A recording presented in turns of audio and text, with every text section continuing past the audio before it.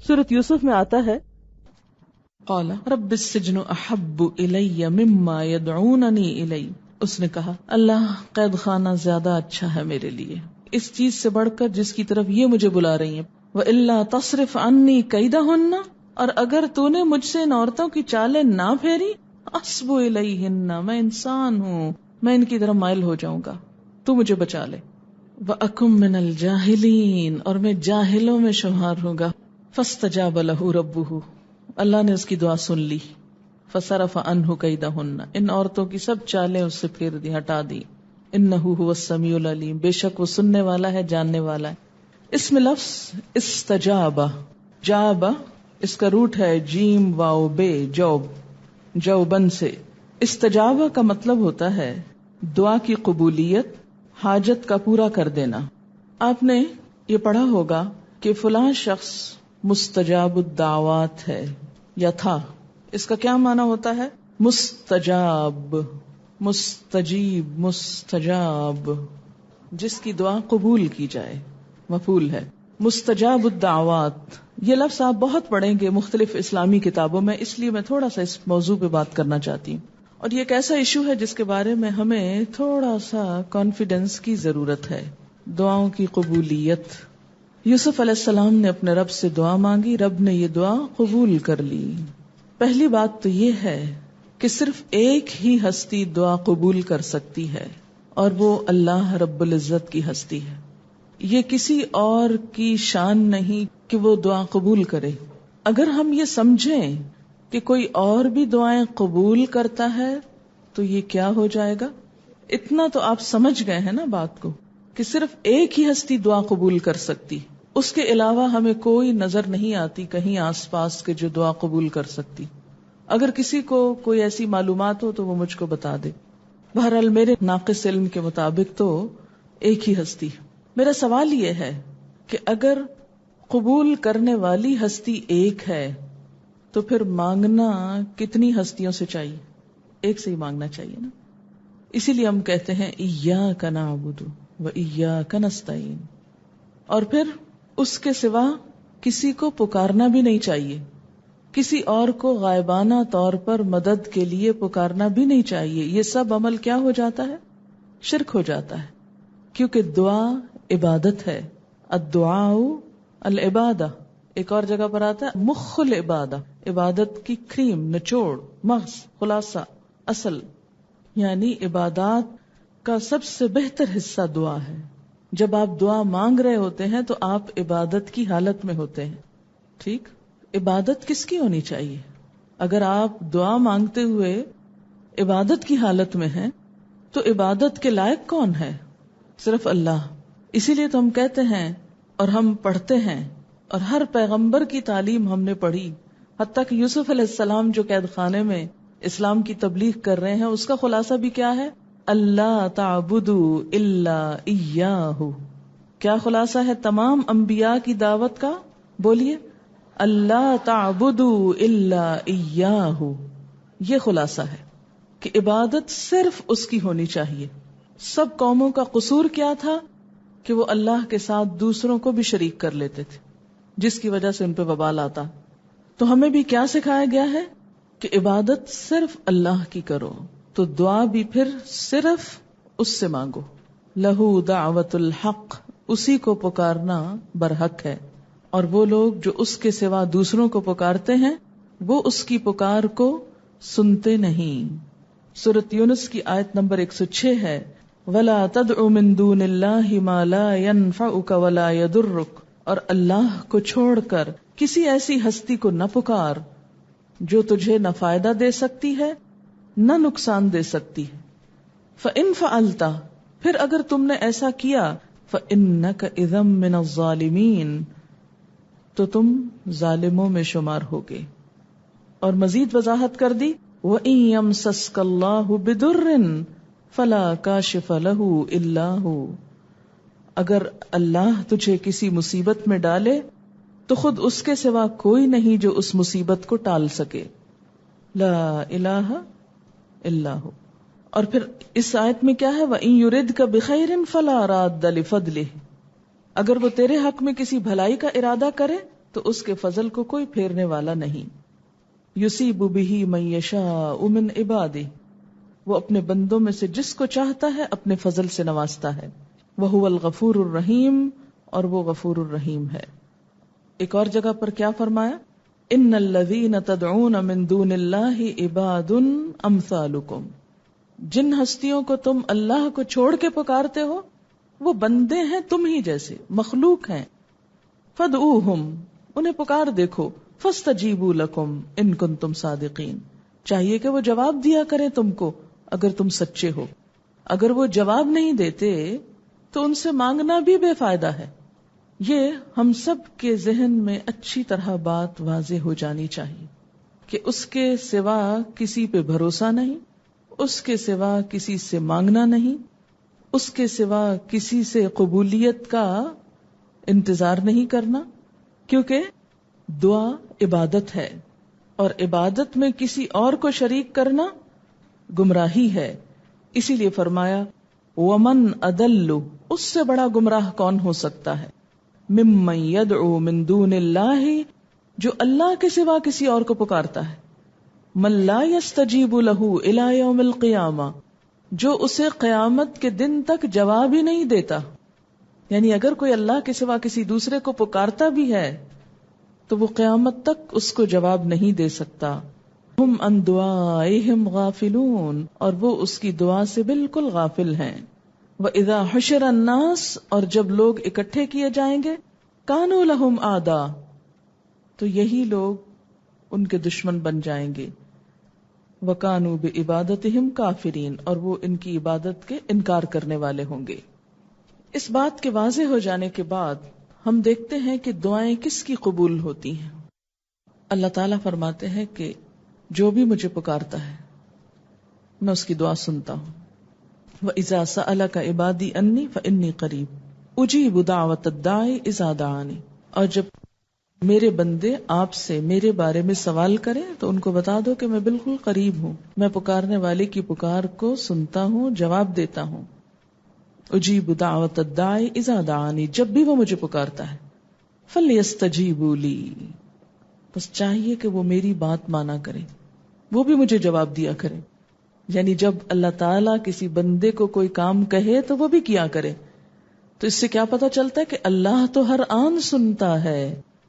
ہماری کب نہیں سنی جاتی؟ جب ہم اس کی نافرمانی کرتے ہیں. عمومی طور پر تمام گناہ دعاؤں کی قبولیت میں رکاوٹ بنتے ہیں.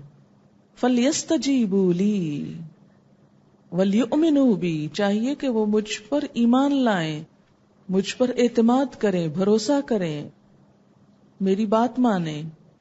لَعَلَّهُمْ يَرْشُدُونَ، تاکہ وہ ہدایت پائیں. تو گویا ہدایت کا تعلق اس مضمون سے بہت زیادہ ہے. تو بات یہ تھی کہ عمومی طور پر گناہ دعاؤں کی قبولیت میں رکاوٹ بنتے ہیں، اور خاص طور پر رزق حرام. حرام رزق، جیسا کہ صحیح مسلم کی اس روایت میں آتا ہے کہ ایک شخص جو سفر کرتا ہے دور دراز کا، اس کے بال پراگندہ، اس کا حال حلیہ خراب، وہ تھکے ہارے اللہ تعالیٰ کے سامنے ہاتھ اٹھاتا ہے کہ یا رب، لیکن انا یستجاب لہ، اس کی دعا کہاں سے سنی جائے، کیسے قبول کی جائے. اس کا کھانا حرام کا، اس کا پینا حرام کا، اس کا لباس حرام کا. انا یستجاب لہ. اور یہ بھی یاد رکھیں، یہ نہ سمجھیں کہ ہم تو حرام کام کرتے رہیں اور اپنی دعائیں کسی اور سے منگوا لیں گے. یہی کچھ تو ہو رہا ہے. لوگ کیا سمجھتے ہیں کہ ہم تو غلط کام کر رہے ہیں، وہ چھوڑ نہیں سکتے، لیکن دعائیں کسی اور سے کروا لیتے ہیں.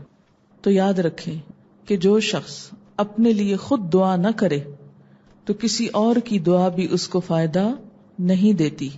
اور اس کی مثال کیا ہے، کہاں ہے؟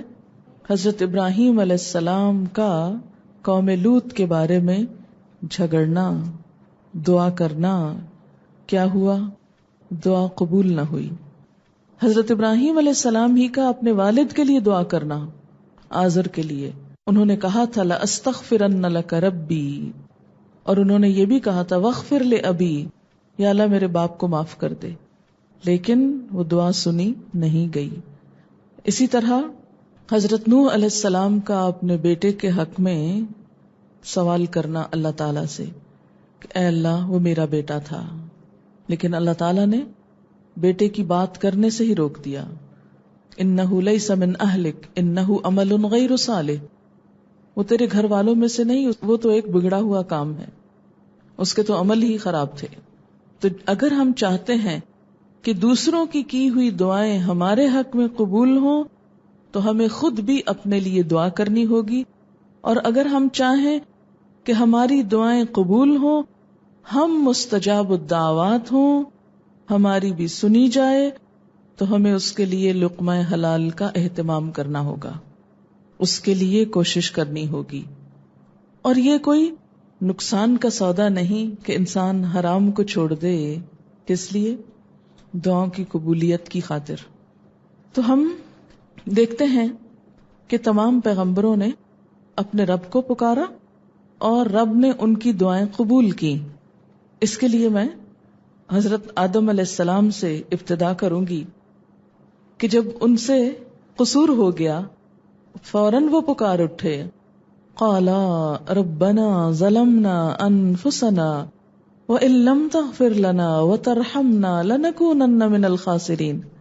اس میں براہ راست وہ استغفار مانگ بھی نہیں رہے کہ اللہ بخش دے، صرف اعتراف ہے، اعتراف. ربنا ظلمنا انفسنا، اللہ ہم نے اپنی جان پہ ظلم کیا، ہم قصوروار ہیں.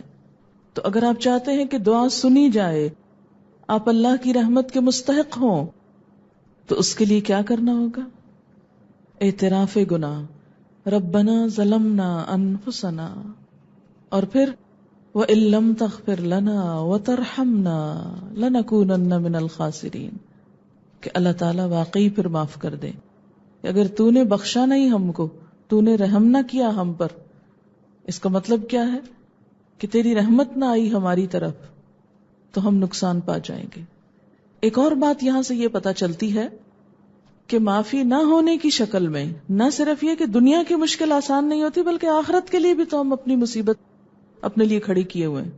اس کے بعد آپ دیکھیے حضرت نوح علیہ السلام، انہوں نے بھی ایک دعا کی تھی، رب لا تذر علی الارض من الکافرین دیارا، اللہ زمین پر کافروں کا کوئی گھر نہ چھوڑ.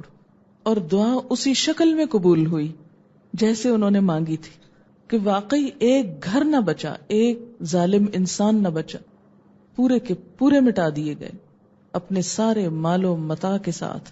پھر ہم دیکھتے ہیں حضرت ابراہیم علیہ السلام، انہوں نے دعا مانگی تھی کہ ربنا وابعث فیہم رسولا منہم، اور پھر رب اجعلنی مقیم الصلاۃ ومن ذریتی، اور پھر رب اجعل ھذا البلد آمنا، اور پھر فاجعل افئدۃ من الناس تہوی الیہم.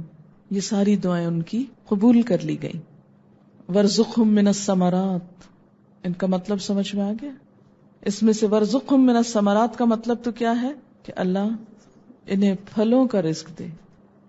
کوئی اپنی آئندہ آنے والی نسلوں کے لیے یہ دعا بھی مانگتا ہے جیسے ابراہیم علیہ السلام نے مانگی.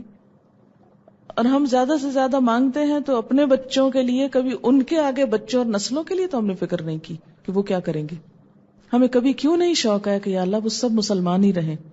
اب دیکھیں کہ نوح علیہ السلام کے زمانے میں صرف اہل ایمان بچے تھے، پھر ان کی نسلوں میں بگاڑ آ گیا، قوم عاد پھر مٹائی گئی، پھر بگاڑ آ گیا ایمان والوں کی نسلوں میں، پھر سمود مٹائے گئے، پھر بگاڑ آ گیا، ایک کے بعد ایک، ایک کے بعد ایک. تو ہمیں بھی اس کا کبھی سوچنا چاہیے کہ کہیں ایسا نہ ہو کہ ہماری نسلوں میں کوئی کافر و فاجر آ جائے. تو اس کے لیے خاص طور پہ دعا مانگا کریں کہ اللہ ہماری نسلوں میں اسلام کو باقی رکھ. ابراہیم علیہ السلام نے ایسی ہی دعا مانگی تھی، اور اس کے لیے انہوں نے ایک رسول مانگا کہ جو ان کی اصلاح کرے. یعنی نہ صرف یہ کہ مسلمان رکھ، بلکہ ان میں ایسے لوگ اٹھاتا رہے کہ جو ان کو حق کے رستے پر قائم رکھیں. اور پھر صرف دین نہیں مانگا، آخرت نہیں مانگی، ان کی دنیا کی بھلائی بھی مانگی کہ امن والا شہر بنا اس جگہ کو جہاں میں اپنی اولاد کو بسا رہا ہوں، ان کو پھلوں کا رزق دے. یہ گھر جو میں نے یہاں بنایا اس کی طرف لوگوں کے دل متوجہ کر دے. یہ ان دعاؤں کا خلاصہ جو ابھی میں نے عربی میں پڑھی. اور میری اولاد کو نماز کا پابند بنا. رب اجعلنی مقیم الصلاۃ ومن ذریتی، اللہ مجھے بھی اور میری اولاد کو نماز پہ قائم رکھ، نماز قائم کرنے والا بنا۔ ابراہیم علیہ السلام کی یہ ساری دعائیں قبول ہو گئی تھی۔ پھر اسی طرح ایوب علیہ السلام کئی سال تک بیمار رہے، اللہ تعالیٰ نے ان کی دعا بھی قبول کی۔ کیا دعا مانگی تھی؟ رب انی مسنی الضر وانت ارحم الراحمین، اللہ مجھے تکلیف پہنچی ہے اور تو سب سے بڑھ کر رحم فرمانے والا ہے۔ ادھر انہوں نے دعا مانگی اور دوسری طرف فوراً ان کو صحت مل گئی، دعا قبول ہو گئی۔ یونس علیہ السلام نے کہاں پکارا تھا اپنے رب کو؟ مچھلی کے پیٹ میں، لا الہ الا انت سبحانک انی کنت من الظالمین فاستجاب لہ ربہ، رب نے اس کی دعا قبول کر لی اور ان کو غم سے نجات دی۔ موسیٰ علیہ السلام فرعون سے بھاگے، مدین پہنچ کر انہوں نے ایک دعا کی، رب انی لما انزلت الی من خیر فقیر، کہ اللہ تو میری طرف جو بھی بھلائی اتارے میں اس کا محتاج ہوں۔ اور کہا جاتا ہے کہ within 24 hours کھانے کو بھی ملا، حالانکہ بالکل اجنبی دیس تھا، کسی کو وہاں نہیں جانتے تھے، کھانے کو بھی ملا، شیلٹر بھی ملا، رہنے کی جگہ یعنی، اور بیوی بھی مل گئی، شادی بھی ہو گئی، تو فوراً دعا سنی گئی۔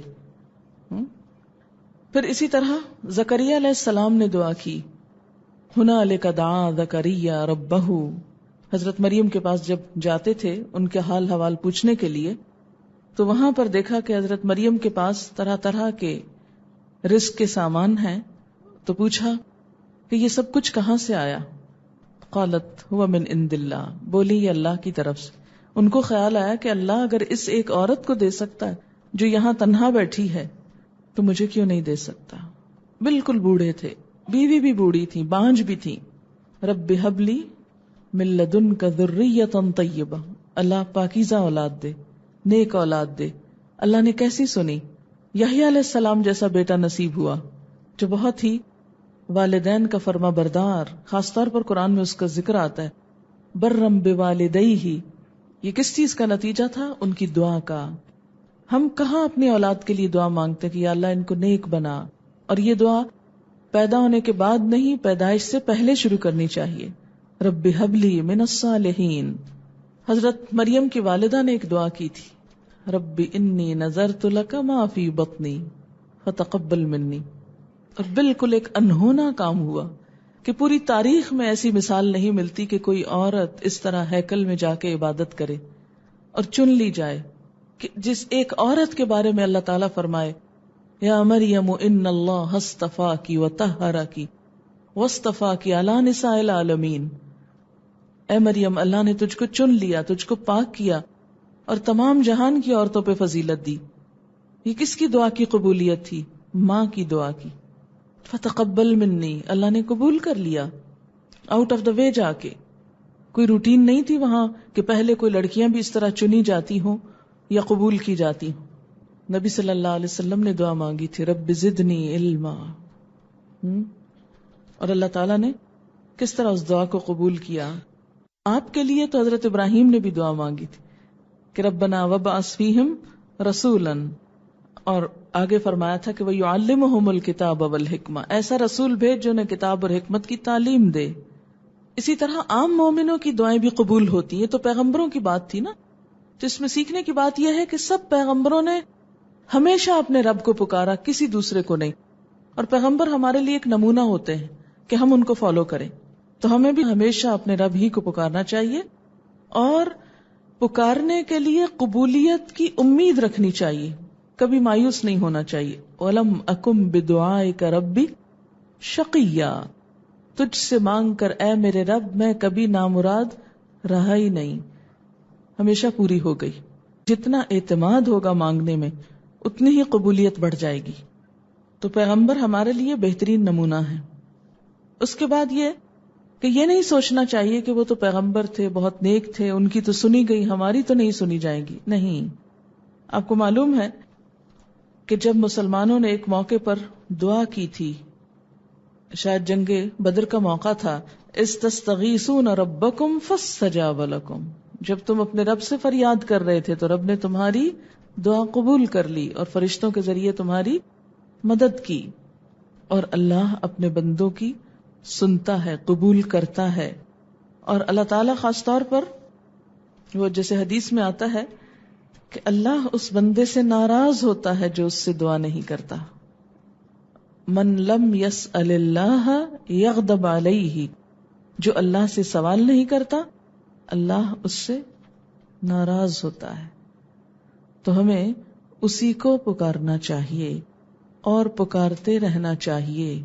یا تو فوراً قبول ہو جائے گی جو مانگی گئی چیز، وہ مل جائے گی، یا پھر کوئی آنے والی بلا ٹال دی جائے گی. کیونکہ حدیث میں آتا ہے نا کہ ادھر سے نیچے سے دعا اٹھتی ہے اور آسمان سے بلا اترتی، اور بیچ میں جا کے دونوں ایک دوسرے سے جھگڑنے لگتی. جس میں زیادہ طاقت ہوتی وہ وارد ہو جاتی. اگر دعا طاقتور ہے تو بلا واپس چلی جائے گی، مصیبت ٹل جائے گی. اور اگر دعا ڈھیلی ڈھالی ہے، پھیکی سی ہے، غافل دل کی ہے، تو غافل دلوں کی دعائیں اللہ نہیں سنتا. تو پھر کیا ہوگا؟ ہم نے اتنا مانگا ہے، پتہ نہیں کیوں نہیں سنا جاتا. کبھی غور نہیں کیا کہ مانگنے کا انداز کیا تھا، کہ مانگ رہے ہیں اور ادھر ادھر دیکھ رہے ہیں. تو یا تو جو مانگا ہے وہ مل جائے گا، یا پھر کوئی آنے والی مصیبت اس دعا کے بدلے میں ٹل جائے گی، یعنی وہ تو نہیں ملے گا لیکن بلا ٹل جائے گی. اور تیسرے درجے پر آخرت کے لیے ذخیرہ کر دی جائے گی. اور قیامت کے دن انسان جب اپنی دعاؤں کو نیک عمل کی شکل میں دیکھے گا، عبادت ہے نا یہ بھی، تو عبادت کا یہ شکل جب اس کو نظر آئے گی تو پھر تمنا کرے گا اے کاش دنیا میں میری کوئی دعا نہ سنی جاتی تو میں سب کا صلہ آج یہاں پر آ کر لیتا. تو دعاؤں کی ہمیشہ کثرت رکھیں. ہمیشہ ایک ہی چیز تقدیر کو بدلتی ہے بس، اور وہ دعا ہے. اس لیے کبھی بھی مایوسی کی ضرورت نہیں. بعض اوقات ہم مانگتے کچھ ہیں اور ہو کچھ اور جاتا ہے، الٹ ہو جاتا ہے. اس کو بھی اپنے لیے برا نہ سمجھے، کیونکہ ہو سکتا ہے اللہ تعالیٰ اس طریقے سے کوئی اور بھلائی دینا چاہتا ہے، جیسے یوسف علیہ السلام کے ساتھ کہ یہ جیل خانہ ہی ان کی آئندہ ساری ترقیوں کا ذریعہ بن گیا. پھر فرمایا ان يدعون من دونه الا اناثا، وہ اس کے سوا کچھ دیویوں کو پکارتے ہیں. اور دیویوں سے مراد، اناثا سے مراد دو چیزیں ہو سکتی ہیں. ایک تو لات، عزا، منات وغیرہ، اور دوسرے فرشتوں کو پکارنا جن کو وہ اللہ کی بیٹیاں کہتے تھے، نعوذ باللہ. وَإِن يَدْعُونَ، اور نہیں وہ پکارتے، الا شیطانا مریدا، مگر سرکش شیطان کو. شیطان کو کس طرح پکارا جاتا ہے؟ اس میں ایک تو شرک کی عام قسم ہے، جب غیر اللہ سے انسان مدد مانگتا ہے، اللہ کے سوا کسی اور کو پکارتا ہے، تو وہ دراصل شیطان ہی کی دکھائی ہوئی راہ ہوتی ہے. پھر دوسری بات یہ کہ عام طور پر جو جادو وغیرہ کیا جاتا ہے، کالا علم جس کو بولتے ہیں، یا سفلی عمل، اس میں بھی شیطان سے مدد لی جاتی ہے، شیطان کو پکارا جاتا ہے. اور ہر وہ کام کیا جاتا ہے جو انتہائی غلط ہو، جس سے شیطان خوش ہو. اور شیطان چونکہ جنوں میں سے ہے تو اس کے ذریعے جنات تک رسائی اور ان کی مدد حاصل کی جاتی ہے کچھ ایسے کام کرنے کے لیے جو عموماً انسان نہیں کر سکتے. اس کے علاوہ شیطان کی مدد اور شیطان کو پکارنے کا جدید طریقہ بھی ہے. یہ تو پرانے طریقے ہیں. آج کے اس ترقی یافتہ دور میں وہ لوگ جو فرشتوں کا تو انکار کرتے ہیں لیکن شیطانوں کے وجود سے بہرحال راضی ہیں یا شیطان کے وجود کا اقرار کرتے ہیں. اس کی ایک واضح مثال امریکہ میں پایا جانے والا ایک سٹینک کلٹ ہے جس کا نام ڈیولز ڈسائپل ہے.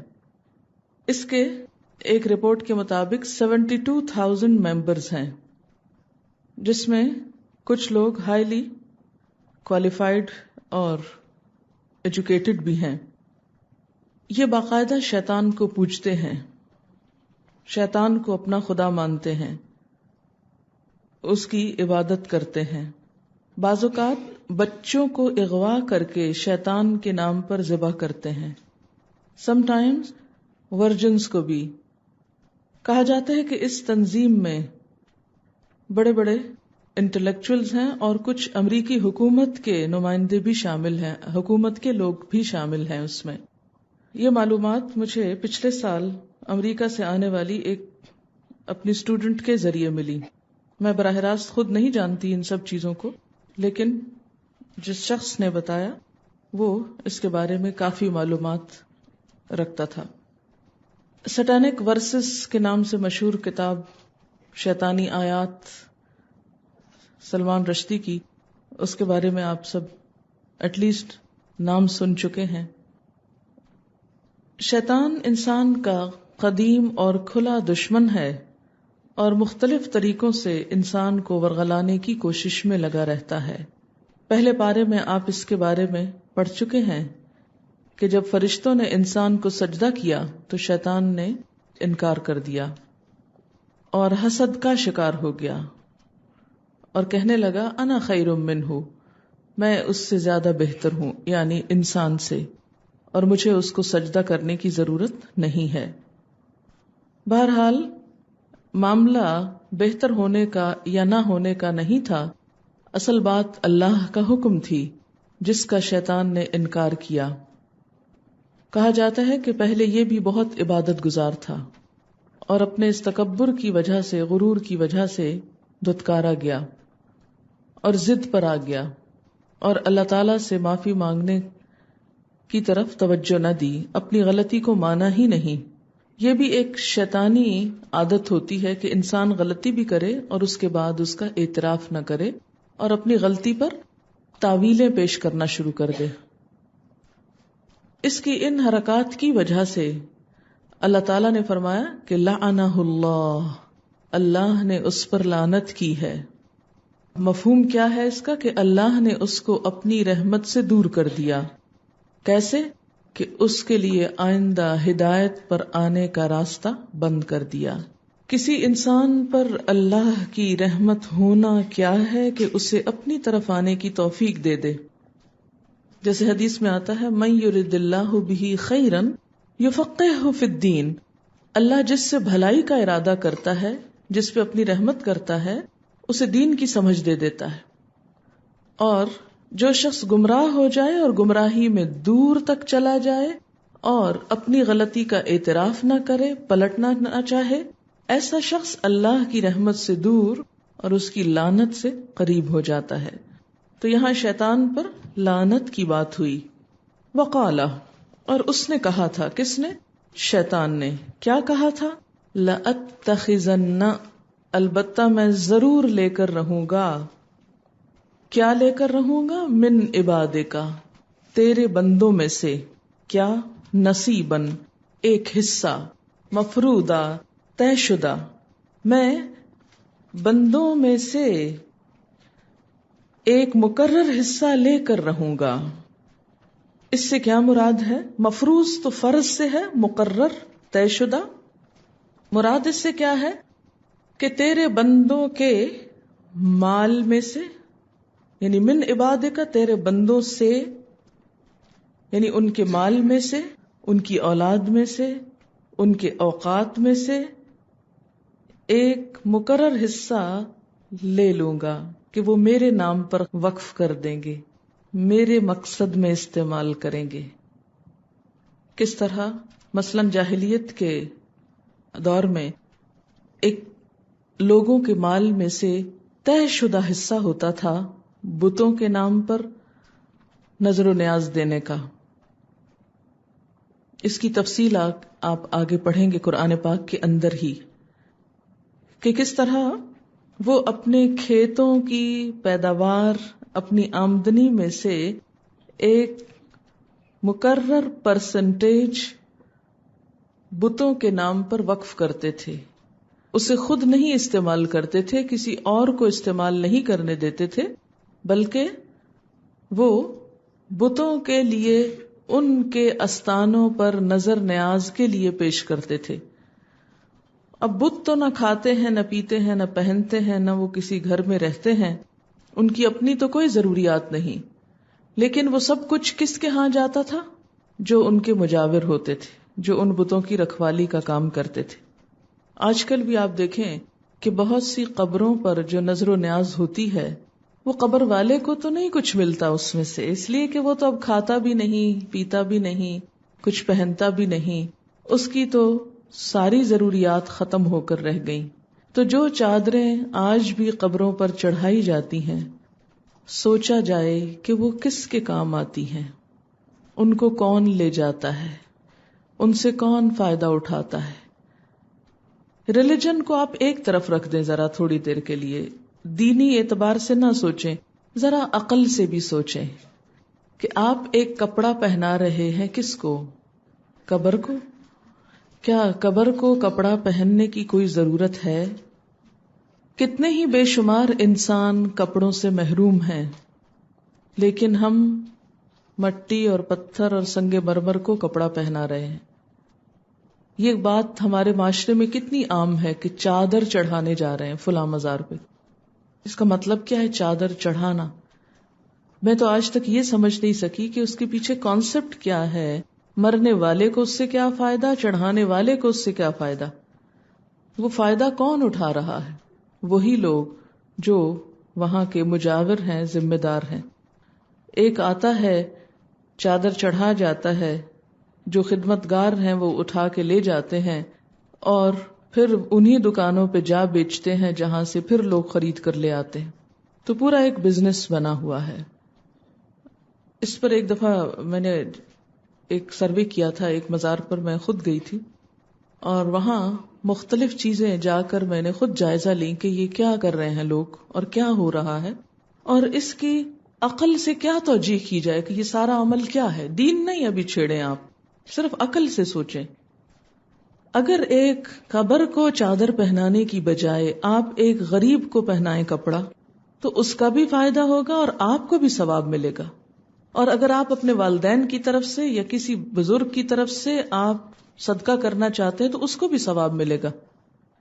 لیکن اگر آپ ایک مخصوص خاندان کو، ایک مخصوص مافیا کو ہی فائدہ پہنچاتے جا رہے ہیں تو اس سے دین کو کیا حاصل ہو رہا ہے؟ لوگوں کی تقدیر کتنی بدل رہی ہے، خود آپ کو کیا ملتا ہے؟ کچھ بھی تو نہیں. یہی وجہ ہے کہ اسلام میں تو قبر پکی کرنے سے بھی منع کیا گیا، کہاں یہ کہ اس کو کپڑے پہنائے جائیں، اور وہ بھی سبز رنگ کے یا معلوم نہیں کالے رنگ کے یا کوئی اور مخصوص رنگوں کے. تو شیطان نے کیا کہا تھا کہ میں تیرے بندوں میں سے ایک مقرر حصہ لے کے رہوں گا، یعنی انہیں ایسا ورغلاؤں گا، نان سینس قسم کے کام ان کو ایسے خوشنما بنا کے دکھاؤں گا کہ اس پر وہ چمٹ جائیں گے، جم جائیں گے، وہ کوئی دوسری بات سننا بھی نہ چاہیں گے. آج اگر آپ کسی ایسے شخص سے بات کر کے دیکھیں تو وہ ایک دم غصے میں آ جائے گا، بات بھی نہیں سنانے دے گا آپ کو. یہ کتنے افسوس کی بات ہے نا. پھر دوسرا معنی اس کا کیا کیا گیا کہ جہنم میں جانے والے لوگوں کا حصہ لے کے رہوں گا، یعنی ایک اکثریت کو گمراہ کروں گا اور اپنے ساتھ لے کر جاؤں گا. اب شرک کی ایک اور قسم بتائی گئی، قرآن پاک میں آتا ہے سورۃ الانعام، وَجَعَلُوا لِلَّهِ مِمَّا ذَرَأَ مِنَ الْحَرْثِ وَالْأَنْعَامِ نَصِيبًا، اور انہوں نے مقرر کر لیا اللہ کے لیے اس میں سے جو پیدا کیا، یعنی اللہ نے پیدا کیا کھیتی میں سے اور مویشیوں میں سے ایک حصہ، نصیب مقرر حصہ، طے شدہ حصہ. فقالوا ھذا للہ، پھر انہوں نے کہا یہ اللہ کے لیے ہے، بزعمہم اپنے ہی گمان کے مطابق، اپنے ہی خیال کے مطابق، وھذا لشرکائنا، اور یہ ہمارے شریکوں کے لیے ہے، یعنی بتوں وغیرہ کے لیے. فما کان لشرکائہم فلا یصل الی اللہ، تو جو ان کے شریکوں کے لیے ہوتا تو وہ اللہ تک نہ پہنچتا.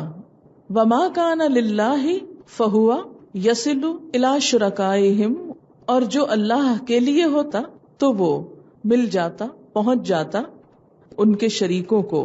ساء ما یحکمون، کتنا برا ہے جو وہ فیصلہ کر رہے ہیں۔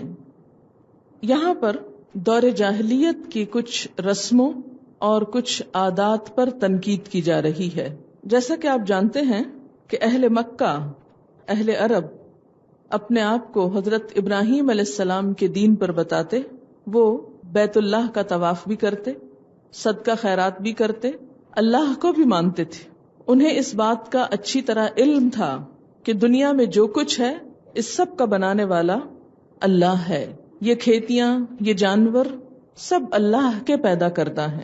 لیکن اس کے ساتھ ساتھ جو ان کی خرابی تھی وہ یہ کہ وہ سمجھتے تھے کہ یہ سب کچھ انہیں ان دیویوں، دیوتاؤں، فرشتوں، جنات، آسمانی ستاروں اور نیک لوگوں کی روحوں کے طفیل اور برکت سے ملتا ہے۔ اس لیے وہ اپنی پیداوار میں 2 حصے نکالتے، 2 حصے مقرر کرتے۔ ایک حصہ اللہ کے نام کا، اس شکریہ میں کہ اس نے یہ کھیت اور یہ جانور دیے۔ دوسرا حصہ اپنے قبیلے یا خاندان کے سرپرست معبودوں کا، ان کی نظر و نیاز کا، کیونکہ ان کے خیال میں یہ سب کچھ ان بزرگوں کی مہربانیوں سے ملا ہے، ان کے طفیل ملا ہے، ان کے صدقے میں ملا ہے، اس لیے کچھ حصہ ان کے نام کا۔ تو اللہ تعالیٰ فرماتے ہیں کہ پیدا تو میں نے کیا سب کچھ، وَجَعَلُوا لِلَّهِ مِمَّا ذَرَأَ، اس اللہ نے بنایا سب کچھ۔ پھر یہ کیا بات ہوئی کہ کچھ حصہ اللہ کے لیے اور کچھ شریکوں کے لیے، اور پھر اس پر بھی مزید ستم کہ جو شریکوں کے لیے ہوتا وہ کبھی اللہ کے حصے میں نہ جاتا، اور جو اللہ کا مقرر کرتے وہ شریکوں کو مل جایا کرتا تھا۔ یہ کیسے ہوتا تھا؟ اس کا عام طور پر طریقہ یہ تھا کہ مثلاً اگر کھیت اگانے کے بعد ایک علاقے کو مقرر کر دیتے کہ جو کچھ اس حصے میں اگے گا وہ اللہ کے نام پر دیا جائے گا، جو اس حصے میں اگے گا وہ بتوں کے نام پہ دیا جائے گا، تو بعض اوقات یہ ہوتا کہ وہ پیداوار بہت اچھی نہ ہوتی جو بتوں کے نام پر ہوتی۔ تو اب ان کو بڑی پریشانی ہوتی کہ اگر ہم نے ان کا حصہ نہ نکالا تو آئندہ کے لیے ہماری پیداوار کم ہو جائے گی، لہذا وہ اللہ کے حصے کی اچھی پیداوار کو بھی بتوں کی طرف نکال دیتے یا اس کا کچھ حصہ دوسری طرف ڈال دیتے، اور اگر یہی کچھ اس حصے کے ساتھ ہوتا جو اللہ کے لیے مقرر ہے تو پھر کیا کرتے؟ اس میں کچھ بھی بتوں کے حصے کا نہ ڈالتے، اور کیا کہتے؟ اللہ تعالیٰ تو بہت غنی ہے، وہ تو بے نیاز ہے، اس کو تو اس کی خاص ضرورت نہیں، اس لیے اس سے کوئی فرق نہیں پڑتا۔ پھر ایک اور چیز یہ کہ اللہ کے نام کا جو خرچ کرتے تھے وہ غریبوں، مسکینوں، فقیروں کو دیتے، لیکن جو کچھ بتوں کے نام کا ہوتا وہ غریب عوام کے حصے میں نہیں جاتا تھا، وہ ان مجاوروں کو ملتا جو بتوں کے لیے مقرر ہوتے تھے، ان کی دیکھ بھال کے لیے، ان کی خدمت کے لیے، ان کے آس پاس کے امور کو نبھانے کے لیے۔ اس طرح انہوں نے اللہ کے دیے ہوئے رزق میں سے پہلے تو اسے خود ساختہ، من گھڑت، اپنے دل کی خواہشات کے مطابق اس کی تقسیم کی، پھر اس کے بعد اس میں کمی بیشی کرتے ہوئے اللہ کے حصے کی قدر نہ کی، اس کو نقصان پہنچایا، اور پھر اللہ کے بارے میں ناروا باتیں کی، اللہ کے مقابلے میں بتوں کی عظمت اور ان کا خوف دلوں میں زیادہ رکھا۔ یہ سب کچھ کیا ہے دراصل؟ ساء ما یحکمون، بہت ہی برے فیصلے، بدترین فیصلے۔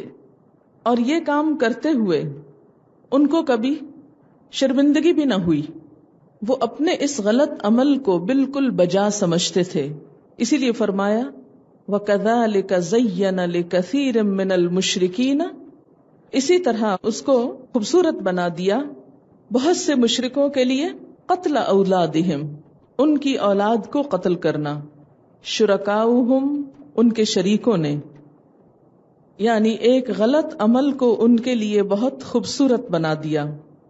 شرکاؤہم سے مراد کون ہے؟ انسان بھی ہو سکتے ہیں اور شیطان بھی، کیونکہ پتھر کے بت تو بیچارے کچھ نہیں بولتے۔ لیردوہم، تاکہ وہ ان کو ہلاکت میں ڈالیں۔ وَلِيَلْبِسُوا عَلَيْهِمْ دِينَهُمْ، اور تاکہ ان پر ان کے دین کو مشتبہ کر دیں. ایک طرف جہاں انہوں نے صدقہ خیرات کے بارے میں ایک نیا دین نکالا محض اپنے وہم و گمان کی بنا پر، وہاں دوسری طرف بڑے بڑے جرائم کو انہوں نے اپنے لیے بہت سستا کر لیا، بہت ہلکا بنا لیا. انسانی قتل ایک بھیانک عمل تھا، لیکن ان کے خیالات اور ان کے گمانوں نے اس کو خوبصورت بنا لیا. اور یہ گمان اور یہ خیال انہیں کہاں سے آئے؟ شیطان کی طرف سے یا شیطان کے کارندے انسانوں کی طرف سے. وَلِيَلْبِسُوا عَلَيْهِمْ دِينَهُمْ، یہ سب کچھ اس لیے بھی ہوا کہ ان کا دین ان پہ مشتبہ کر دیا جائے، یعنی دین کو خلط ملط کر دیا جائے، اصل دین کی حالت بگاڑ دی جائے. وَلَوْ شَاءَ اللَّهُ مَا فَعَلُوهُ، اور اگر اللہ چاہتا تو وہ ایسا نہ کر سکتے تھے. فَذَرْهُمْ، چھوڑو ان کو. وَمَا يَفْتَرُونَ، اور جو کچھ وہ گھڑتے ہیں، جھوٹ، افترا، پردازی. کیونکہ اگر اللہ اپنے اختیارات استعمال کرتے ہوئے انہیں ان کی مرضی نہ کرنے دیتا تو یہ کبھی نہ کر سکتے.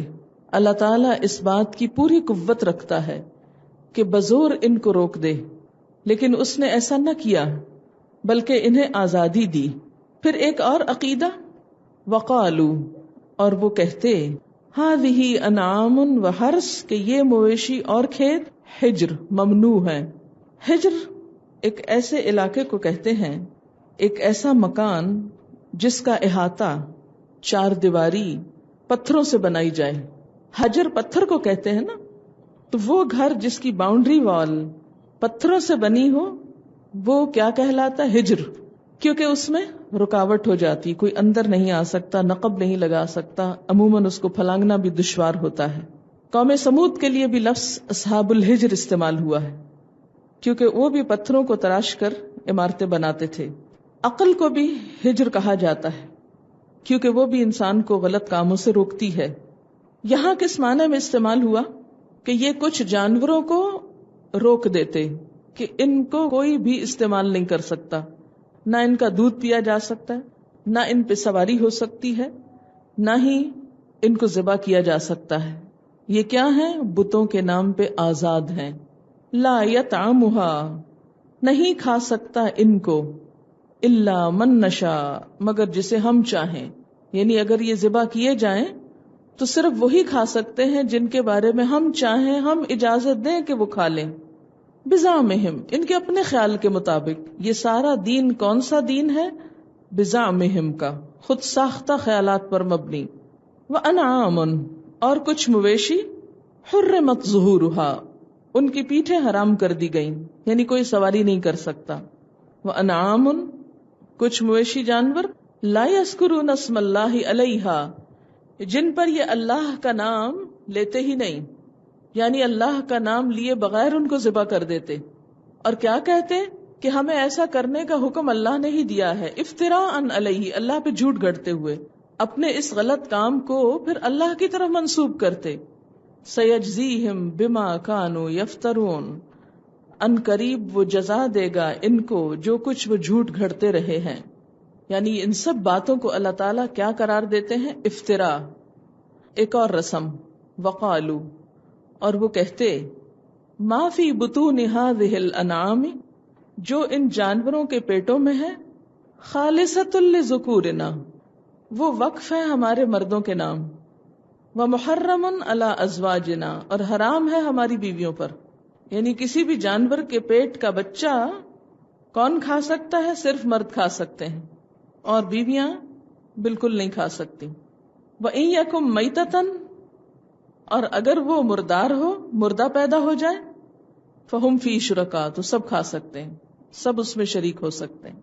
سَيَجْزِيهِمْ وَصْفَهُمْ، ان قریب وہ جزا دے گا، بدلہ دے گا ان کو، وصفہم، ان کے بیان کا، ان کے اس جھوٹ گھڑنے کا. انہ حکیم علیم، بے شک وہ حکمت والا، علم والا ہے. قد خسر الذین قتلوا اولادہم، یقیناً نقصان اٹھایا ان لوگوں نے جنہوں نے قتل کر ڈالا اپنی اولاد کو، سفہم، حماقت میں، پاگل پن میں، جہالت میں، بغیر علم، بے علم، بغیر علم کے، بغیر کسی دلیل کے، وحرموا ما رزقهم اللہ، اور حرام قرار دیا جو اللہ نے ان کو رزق دیا تھا، افتراء علی اللہ، اللہ پہ جھوٹ گھڑتے ہوئے، قد دلوا، یہ لوگ بھٹک گئے تھے، وما کانوا مہتدین، اور وہ ہدایت پانے والے نہ تھے۔ انہوں نے اپنے ان عادات، رسم و رواج، خرافات کو ہدایت سمجھ لیا۔ تو جو شخص کسی غلطی کو غلطی سمجھے ہی نہ، وہ کبھی بھی ہدایت نہیں پا سکتا۔ اب یہ مختصر سی وضاحت آپ نے ان ساری رسموں کی سنی جو دور جاہلیت میں عربوں کے ہاں مشہور اور معروف تھیں۔ ذرا ہم شروع سے ان کا جائزہ لیتے ہیں اور ساتھ ساتھ اپنے اعمال کو بھی دیکھتے ہیں کہ ہم اس 21ویں صدی میں، جدید دور میں، کون کون سے ایسے کام ہیں جو دور جاہلیت والے ہی کر رہے ہیں، اور کن کن ہماری رسموں میں مماثلت ہے یا مشابہت ہے ان کے ساتھ۔ پہلی چیز، وَجَعَلُوا لِلَّهِ مِمَّا زَرَعَ مِنَ الْحَرْثِ وَالْأَنْعَامِ نَصِيبًا، ان لوگوں نے اللہ کے لیے خود اسی کی پیدا کی ہوئی کھیتیوں اور مویشیوں میں سے ایک حصہ مقرر کیا ہے، غیر اللہ کا حصہ، یعنی اللہ کا حصہ مقرر کر دیا کہ بس یہ اللہ تعالی کا ہے اور یہ باقی ہمارا ہے یا کسی اور کا، غیر اللہ کا ہے۔ کیا آج ہم اس چیز سے آزاد ہوئے؟ مجموعی طور پر ہم اپنی زندگی کا جائزہ لیں، جو نعمتیں بھی ہم کو ملی ہیں وہ سب ہماری کس کام میں استعمال ہو رہی ہیں، اور اس میں ہم نے اللہ کے لیے کہیں صرف ایک حصہ تو نہیں مقرر کر دیا کہ یہ گوشہ، یہ علاقہ، یہ جگہ، یہ مال، یہ وقت، یہ طاقت اور صلاحیت بس اللہ کے لیے، اور باقی اس میں اللہ کا کوئی دخل نہیں۔ دین اور دنیا کی تقسیم، یہ بیچارے تو صرف مویشیوں اور کھیتیوں میں ہی کر رہے تھے، ہم نے ساری زندگی میں کر ڈالا، سب کچھ دیا اس نے، لیکن اس کے نام کا بس ایک مخصوص ریزرو حصہ کہ یہ اس کے لیے، اور باقی سب کچھ ہماری مرضی کے مطابق، ہماری خواہشات کے مطابق۔ اگر ان رسموں کی حد تک لٹرلی دیکھا جائے تو اس میں بھی ہمارے ہاں ایسی چیزیں موجود ہیں کہ کچھ جانور اللہ کے نام پہ ذبح ہوتے ہیں اور کچھ بزرگوں کے نام پر، اور جو بزرگوں کے نام پر ذبح ہوتے ہیں وہ کہاں لے جائے جاتے ہیں؟ مخصوص مزاروں کے اوپر، قبروں کے اوپر، مخصوص علاقوں میں۔ لیکن اگر اس کو آپ یہ کہیں کہ نہیں، ہم تو ایسی کسی جاہلیت میں مبتلا نہیں ہیں، الحمدللہ صرف اللہ ہی کے نام کی قربانی کرتے ہیں اور اللہ ہی کے نام کا صدقہ خیرات کرتے ہیں، ہمارے صدقے خیرات میں کسی اور کی نہ نیاز ہے، نہ نظر ہے، نہ نام ہے۔ کیونکہ ہمارے ہاں ایسے لوگ بھی ہیں نا کہ جو 11ویں والے کے نام خرچ کرتے ہیں مخصوص دن میں، 11 تاریخ کو چاند کی، یا دودھ وغیرہ، یا جانور، بعض جانور آپ نے دیکھے ہوں کہ گلی بازاروں میں پھر رہے ہوتے ہیں کہ یہ کسی خاص بزرگ کے نام پر وقف ہیں۔ یہ چیزیں بھی ہمارے معاشرے میں پائی جاتی ہیں کہ مخصوص درگاہوں پہ، مزاروں پہ، مقبروں پہ مخصوص مال خرچ کرنا یا قربانی کرنا، صدقہ خیرات کرنا، اور جیسے کہ مگرمچھوں کو بھی کھلایا جاتا ہے، ان کے نام کا مخصوص ہے، وہ انسانوں کو نہیں مل سکتا، چاہے وہ بیچارے بھوکے مرتے رہیں، چاہے وہاں قحط پڑا ہوا ہو، وہاں بھیجنے کی بجائے سمندر میں پھینکا جا رہا ہے۔ یہ رسمیں بھی بہت موجود ہیں، لیکن ان رسموں کو تو ہم بہت جلدی پوائنٹ آؤٹ کر لیتے ہیں، دیکھا وہ فلانا یہ شرک کر رہا ہے، فلاں یہ کر رہا ہے، لیکن اس سے بڑی بات جو ہماری زندگی میں آ چکی ہے اور جس بیماری کی ہم کو خبر ہی نہیں، اس کی طرف سے ہم بالکل بے نیاز ہو چکے ہیں، اور وہ کیا ہے کہ جب ہماری عقیدت اور محبت کا مرکز اللہ کی ذات کے سوا کوئی اور ہو جاتا ہے تو پھر ہمارا کیا حال ہوتا ہے کہ جو اللہ کی یاد کے لیے مخصوص وقت ہوتا ہے اس میں بھی ہم اسی کو یاد کرتے رہتے ہیں۔ مثلا نماز میں ہے یا نہیں؟ کوئی زندہ یا مردہ، کوئی مادی یا غیر مادی، کوئی انسان یا مال یا چیز یا جگہ جب ہماری محبتوں کا مرکز بن جاتی ہے کہ ہمیں اس سے گہری دلچسپی ہو جاتی، پھر کیا ہوتا ہے کہ جو وقت اللہ کی عبادت کے لیے مخصوص ہوتا ہے اس میں بھی ہم کیا کرتے ہیں؟ اس کو یاد کرتے رہتے ہیں. مثلا کسی کا بت مال ہے، اس کا بزنس ہے، وہ کیا ہے؟ کھڑا مسجد میں ہے، اللہ اکبر کر رہا ہے، لیکن اس کے ذہن میں کیا گھوم رہا ہے، وہ کیا فکر لے کے بیٹھا ہوا ہے، اس کا کیا غم ہے؟ وہی چیز، اسی کا فکر، اسی کا غم. بعض اوقات کوئی ہمارا عزیز قریب رشتہ دار فوت ہو جاتا ہے، مثلا خدا نخواستہ کسی ماں کا جوان بیٹا فوت ہو گیا، اللہ کا مال تو اس نے لے لیا، لیکن ہمارا حال کیا ہوتا ہے کہ اس کے بعد نہ ہماری نماز میں کوئی لذت رہتی، نہ ہمارے کھانے پینے میں، نہ کسی زندگی کے اور کام میں، اور نہ ان بیچارے بچوں میں جو پیچھے باقی ہیں. جو چلا گیا، جس نے واپس نہیں آنا، اس کے غم میں ایسے نڈھال ہو رہے ہیں کہ جو موجود ہیں ان سے بے نیاز ہو گئے. ہے نا زیادتی، ہے نا اللہ کے فیصلے کے ساتھ جھگڑا. پھر آپ دیکھیں کہ جو حصہ اللہ کا ہے وقت میں سے یا مال میں سے، اس میں سے تو ہم نکال کے کس کو دے دیتے ہیں؟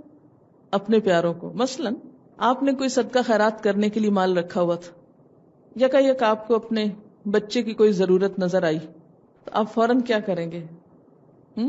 اچھا پھر وہ اگلے سال صدقہ کر لوں گی، ابھی تو میں اس کو دے دوں. حالانکہ وہ کوئی ایسی ضرورت نہیں ہے کہ جس کے بغیر وہ مرا جا رہا ہے. لیکن ہماری پرائرٹی کیا ہوتی ہے؟ اللہ کی ذات. تو خلاصہ یہ ہے کہ ہم اللہ کے وقت میں دوسروں کے بارے میں حصہ نکالتے ہیں، لیکن دوسروں کے حصے میں سے اللہ کے لیے کتنا وقت نکالتے ہیں. چھوٹی سی مثال، مثلا یہ مجلس اللہ کا حصہ ہے نا، اللہ کے لیے ہم نے جمائی. اس میں بیٹھ کر ہم ادھر ادھر کی، گھر کی، بچوں کی، معلوم نہیں کس کس کی بیٹھ کے سوچتے رہتے ہیں.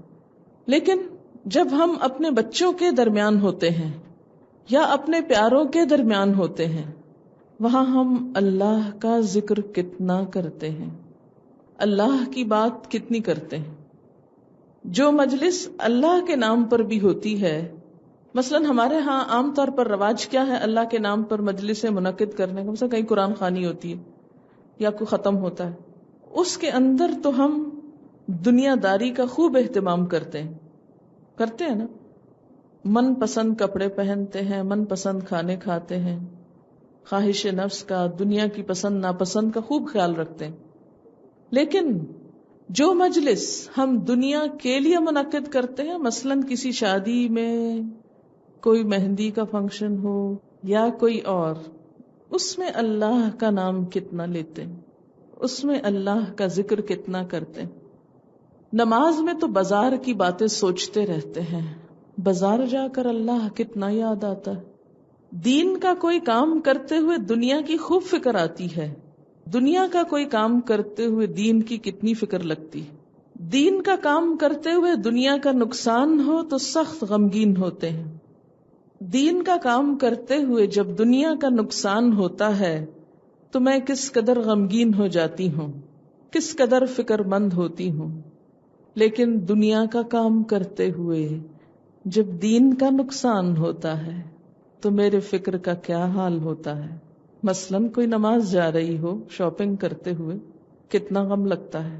نماز میں تو ساری شاپنگ دوہرا لیں گے، یہ خرید لیا، یہ رہ گیا، اس کا بھاؤ یہ نہیں تھا، وہ پیسے پتہ نہیں اس نے واپس دیے کہ نہیں، اس نے تو کہا تھا میں اتنا کم کروں گا، معلوم نہیں کیا لمبی چوڑی ڈیٹیلز دل میں سب دوہرا لیتے ہیں. جلدی سے سلام پھیر کر فوراً فون کریں گے یا بلائیں گے کسی کو، ادھر آؤ ذرا، وہ پیسوں کا وہ کیا ہوا جو وہاں نکالے تھے، وہ واپس رکھے تھے، وہ بیگ آ گیا جو گاڑی میں تھا. یہ سب کچھ نماز میں یاد آیا نا. لیکن بازار میں اگر جا کے کسی دکان کے اندر گھس جائیں تو کتنی دفعہ خیال آئے گا کہ اثر جا رہی ہے، مغرب قضا ہو رہی ہے. مکہ والوں کی جاہلیت کے واقعات پہ تو واقعی ہم سوچتے ہیں کس قدر نان سینس لوگ ہیں، کتنے کم عقل کہ اللہ کا حصہ بتوں کو دے ڈالتے ہیں، بتوں کا حصہ اللہ کو نہیں دیتے. تو ذرا ہم اپنے گریبان میں جھانکیں کہ ہم اللہ کا وقت اللہ ہی کو دیتے ہیں. ہمارے بت دوسرے ہیں نا. ہر ایک کا بت کیا ہے؟ بت کس چیز کا سمبل ہے؟ بت بھی، یہ جو پتھر کے بت ہوتے تھے نا، وہ سمبلز ہوتے تھے. کن کے؟ جن سے متعلق ان کے کچھ گمان ہوتے تھے کہ بڑے فائدہ مند لوگ ہیں. وہ بزرگ نیک لوگ ان کے خیال میں ان کے لیے بڑے فائدہ مند تھے، کیونکہ وہ ان کے کام بناتے تھے. ان کا عقیدہ یہ تھا کہ اللہ بھی جو کچھ دیتا ہے ان کے طفیل دیتا ہے.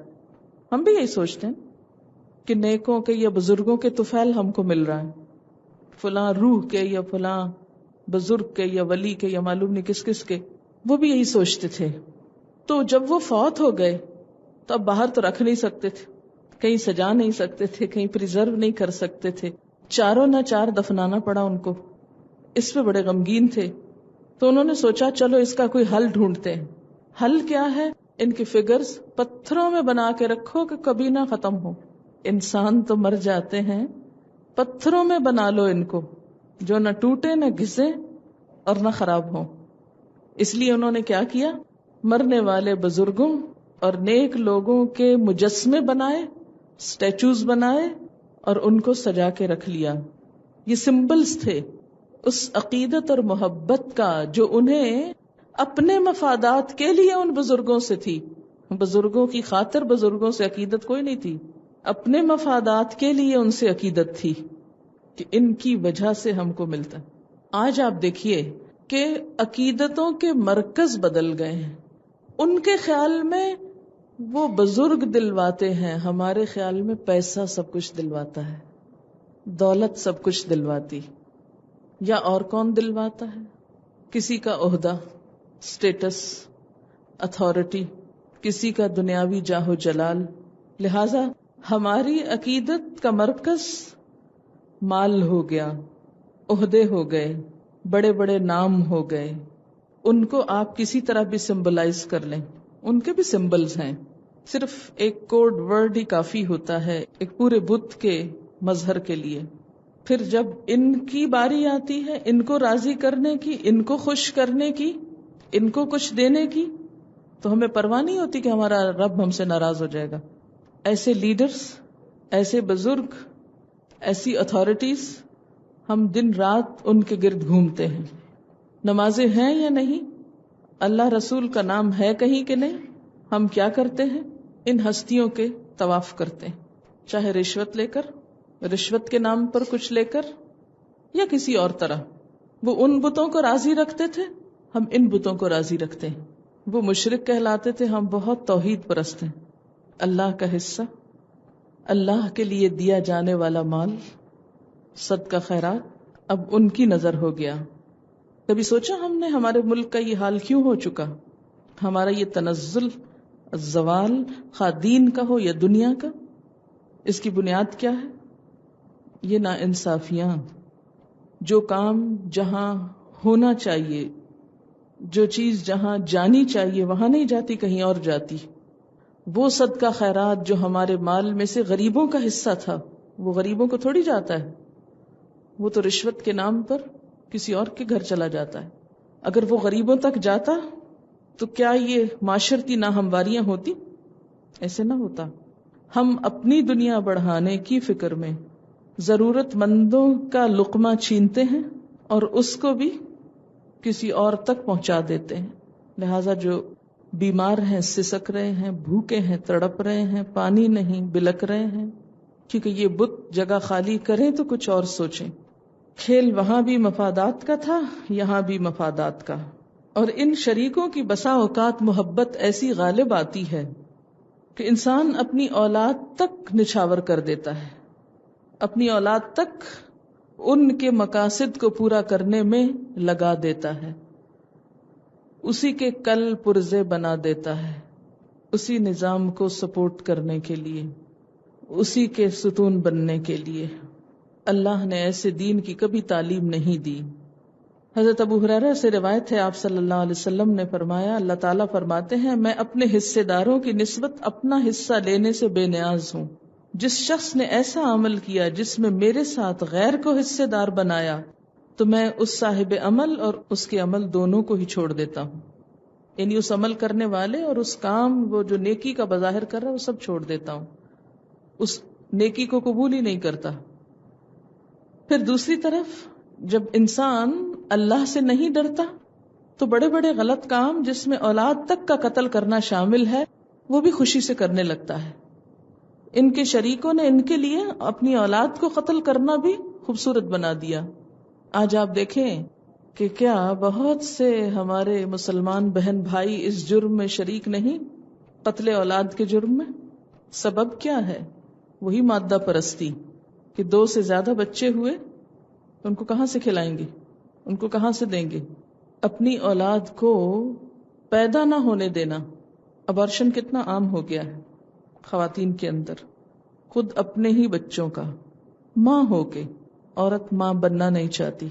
بظاہر سمجھتے ہیں کہ بہت فائدہ مند کام ہے لیکن الٹیمیٹلی ہلاکت آمیز. اس وقت میں ان ڈیٹیلز میں نہیں جا رہی کہ فقہی مسائل اس میں کیا ہیں، کس حال میں فیملی پلاننگ درست ہے اور کس میں نہیں. میں ایک اجتماعی سوچ کی بات کر رہی ہوں کہ آج کے اس جدید دور میں بھی کیا یہ نقطہ نظر اپنے عروج پر نہیں کہ اپنی اولاد کو مار ڈالو. وہ لوگ کیوں مارتے تھے؟ 3 طرح کا قتل ہوتا تھا جاہلیت کے دور میں. نمبر 1 لڑکیوں کا قتل، اس خیال سے کہ کوئی ان کا داماد نہ بنے. داماد ان کے نزدیک ایک بہت خراب چیز تھی، یہ بھی ان کا اپنا خیال تھا. یا قبائلی لڑائیوں میں وہ دشمن کے ہاتھ نہ چلی جائیں، لونڈیاں نہ بنا لے دشمن ان کو، اور وہ ان کے لیے آر کا سبب نہ بنے کہ کوئی ان کو تانا دے، دیکھو تمہاری بیٹی فلاں کی لونڈی. آج کے دور میں بھی کیا لڑکیوں کو قتل نہیں کیا جا رہا؟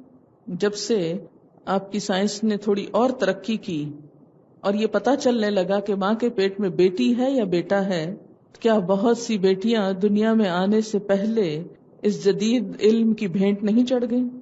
انڈیا میں، چائنا میں بھی یہ چیز اپنے عروج پر ہے. چائنا میں اس لیے کہ وہاں ایک بچے کی پرمیشن ہے کہ ایک بچہ پیدا کر سکتے ہیں. اب بعض علاقوں میں دوسرے کی بھی اجازت ہوگی، تو وہ بھی ایک مشرقی سوسائٹی ہے، ان کے ہاں بھی بیٹی کی نسبت بیٹے کی قدر و قیمت زیادہ ہے. لہٰذا ایک رپورٹ میں نے پڑھی تھی کہ بہت سی خواتین جب ان کو پتہ چلتا ہے کہ ان کے پیٹ کا بچہ لڑکی ہے تو اس کو مار ڈالتے ہیں. انڈیا ہو، پاکستان ہو، یہاں بھی عورت جو ہے انتہائی مظلوم ہے، اس کا پیدا ہونا ہی مصیبت کا سبب ہے. لہٰذا یہاں بھی ایسا بہت کچھ کیا جا رہا ہے. اور پڑھے لکھے ڈاکٹرز، ہوش اور شعور رکھنے والے لوگ اس سب کام میں شریک ہیں. بجائے اس کے کہ پیشنٹ کو سمجھایا جائے، وہ تھوڑا سا مال کمانے کے لیے انہیں سپورٹ کرتے ہیں. دوسری شکل قتل کی اہل جاہلیت کے ہاں بچوں کا عمومی قتل تھا، اس ڈر سے کہ یہ کھانے میں شریک ہوں گے. اللہ تعالیٰ نے اسے کبیرہ گناہوں میں شمار کیا کہ تو اپنے بچے کو اس ڈر سے مار ڈالے کہ وہ کھانے میں شریک ہوگا. آج کے دور میں فیملی پلاننگ کا بہت بڑا فیکٹر اور سبب کہ بچوں کو کھلائیں گے کہاں سے، یہی بن کر رہ گیا. اور یہ ڈر ان کو زیادہ لگ رہا ہے جن کے پاس زیادہ ہے. جن کے پاس نہیں ہے وہ بے نیاز ہیں، جن کے پاس سب کچھ ہے وہ خوف زدہ ہیں. اس سے بھی انسان کی عقلی حالت کا اندازہ کیا جا سکتا ہے کہ کون کس طرح سوچتا ہے، اور ہر ایک اپنی سوچ کو درست سمجھتا ہے. اور تیسرا ان کے قتل کا طریقہ تھا بتوں کی نظر کرنا، معبودوں کی بھیٹ چڑھانا. اور آج بھی آپ دیکھیں کہ بعض جگہوں پر بچوں کو مزاروں پر چھوڑ دیا جاتا ہے. گجرات میں ایک دفعہ مجھے ایک مزار پہ جانے کا اتفاق ہوا، شاید آپ نے بھی اس کا نام سن رکھا ہو، جہاں چھوٹے سر والے بچوں کو چھوڑ دیا جاتا ہے. میں نے خود وہاں جا کر ان سے پوچھا کہ یہ بچے کہاں سے آتے ہیں، آپ کیوں رکھتے ہیں ان کو اپنے پاس، ان کے ماں باپ کو ہی دیا کریں. تو انہوں نے کہا کہ ہم تو بعض اوقات نہیں لینا چاہتے، لیکن وہ چپ کے رات کے وقت چھوڑ کے چلے جاتے ہیں. کیوں چھوڑتے ہیں؟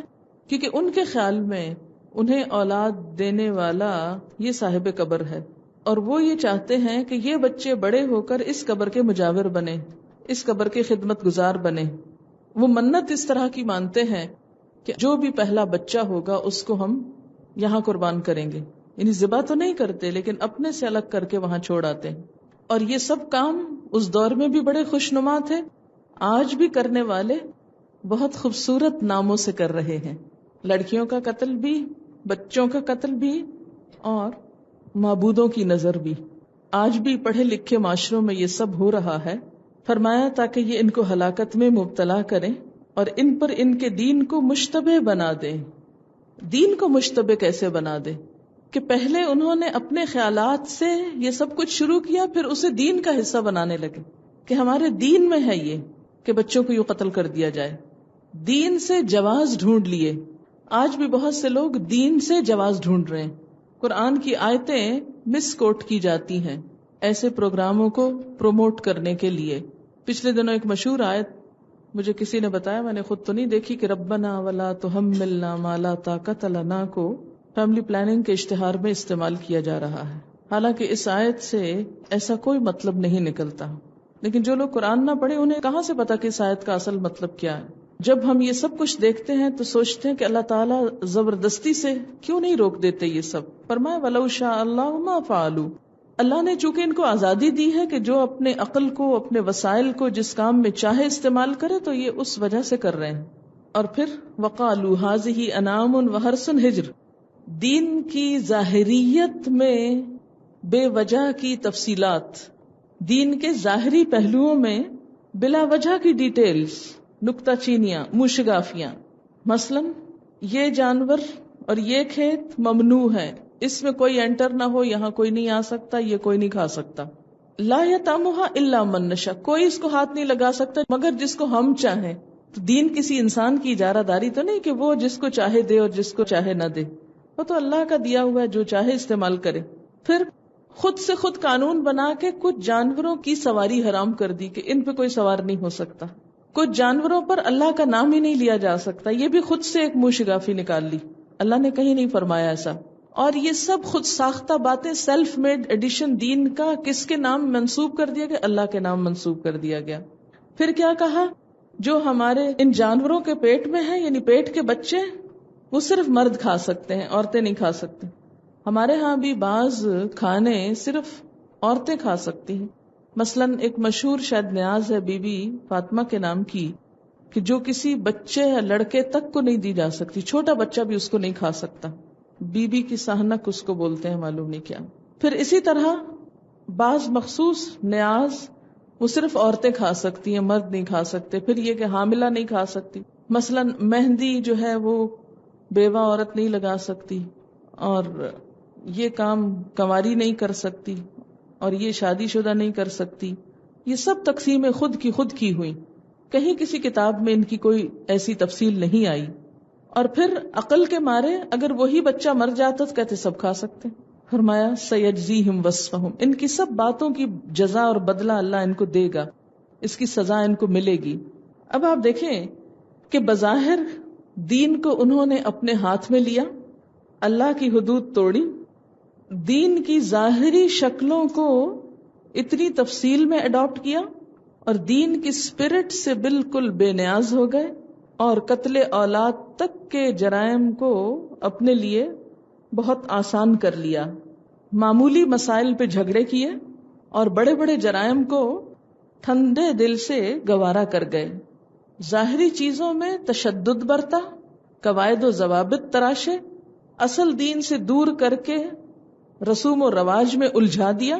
یہ سب رسمیں ہی تو تھیں، یہ نہ کھائے، یہ وہ نہ کھائے، یہ ایسا نہ کرے. جیسے ہمارے ہاں مختلف رسمیں ہیں شادی بیاہ کے موقع پر، اس میں خود ساختہ قوانین ہیں. اور دوسری طرف قتل اولاد کے جرم کو اپنے لیے جائز قرار دے دیا، خدا کے پاکیزہ رزق سے لوگوں کو محروم کر دیا، اور بڑی بڑی چیزوں کو نظر انداز کر دیا. فرمایا ان کا اصل حال کیا ہے؟ قد دلوا وما كانوا مهتدين. یہ بھٹک چکے ہیں، ان کو کوئی سمجھائے بھی تو سمجھنا نہیں چاہتے. جن چیزوں پہ یہ جم گئے ہیں ان سے یہ پھیرے نہیں جا سکتے. انہوں نے لکھا ہے کہ بی بی فاطمہ کی نیاز کی مٹھائی مردوں اور لڑکوں کو نہیں کھانے کی اجازت دی جاتی، خواہ لڑکے روتے رہیں دیکھ کر. بی بی آسیہ کی نیاز پشاور کے علاقے میں بنائی جاتی ہے، جس کے پیچھے تصور ہے کہ موسیٰ علیہ السلام فرعون کے قتل کرنے سے بچ گئے.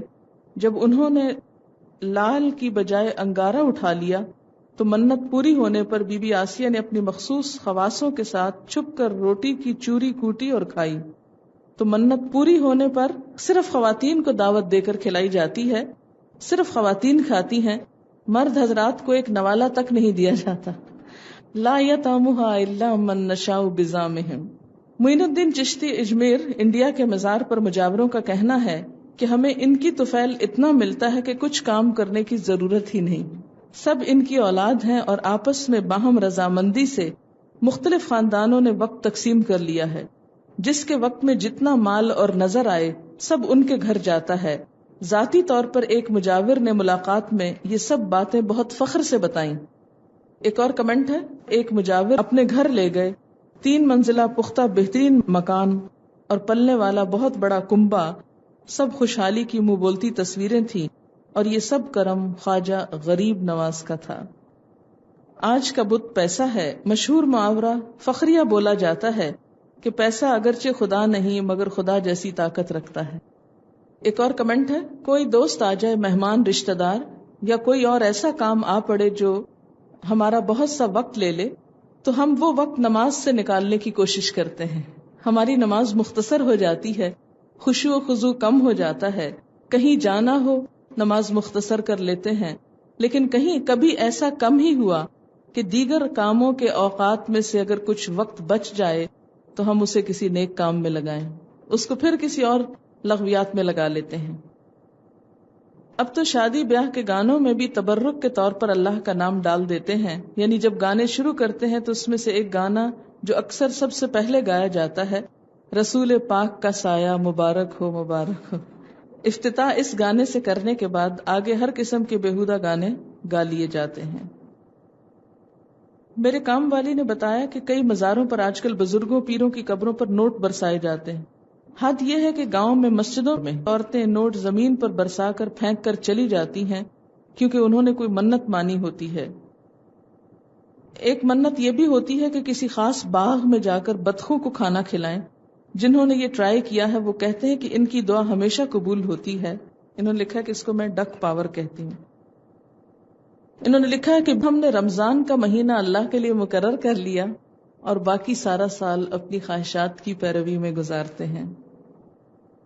لاڑکانہ میں کسی پیر کے نام کی گائیں وغیرہ کو کہتے ہیں قادریوں کی گائے، اور وہ بے مقصد گھومتی رہتی ہیں. ان کو ذبح نہیں کرتے اور نہ ہی ان کو کوئی پکڑ سکتا ہے. ایک نوجوان لڑکی کی بچی 9-10 ماہ کی تھی کہ دوسرا بچہ پیدا ہونے والا ہو گیا. شوہر کسی ڈاکٹر کے پاس بچہ ضائع کرانے لے گیا. اس نے ایسی دوا دی کہ وہ لڑکی فوراً مر گئی. اس کا جسم اپنا گل سڑ گیا کہ اسے نہلائے بغیر دفن کرنا پڑا. کہتی کہ میں بہت قریب سے ایک شخص کو جانتی ہوں جن کا ایک حلقہ ہوتا ہے، وہاں پر حمد اور نعتیں پڑھی جاتی ہیں، اور ایک اور چیز منقبت پڑھی جاتی ہے جس میں سب گا گا کر اپنے مرشد کی تعریفیں بیان کرتے ہیں. اتنا تو لوگ نعتوں میں بھی نہیں روتے جتنا لوگ اس منقبت میں روتے ہیں. حال پڑ جاتے ہیں لوگوں کو، ان کا بس نہیں چلتا کہ کسی طرح ان کے پاؤں پڑ جائیں تاکہ وہ بگڑی بنا دیں اور ہم جنت میں چلے جائیں. ان کا کہنا یہ ہے کہ عشق مجازی کے بعد عشق حقیقی آتا ہے. اگر اس وقت کوئی بات بھی کر لے غلطی سے تو لوگ اس کو بہت برا سمجھتے ہیں کہ مرشد ناراض ہو جائیں گے. اگر کوئی بچہ زیادہ عرصے بعد پیدا ہو تو والدین کم از کم 5 سال کے لیے کسی بزرگ کے نام پر فقیر کر دیتے ہیں. 5 سال تک گھر کی کوئی چیز اس کے استعمال میں نہیں لاتے. جس بزرگ کے نام پر بچہ فقیر کیا جاتا ہے اس کے نام پر مانگ کر بچے کی ضروریات پوری کی جاتی ہیں. یہ صحیح انہوں نے کہا. ایک لٹ بھی چھوڑ دی جاتی ہے جس کو یعنی پورے سر میں ایک بالوں کی لٹ لمبی ہوتی چلی جاتی ہے، پھر پیسے جمع کر کے کوئی جانور خرید کر پھر اس خاص مزار پہ جایا جاتا ہے، وہاں جا کر وہ لٹ کاٹی جاتی ہے اور وہ جانور قربان کیا جاتا ہے. ہندو بھی کہتے ہیں ایسے کرتے ہیں.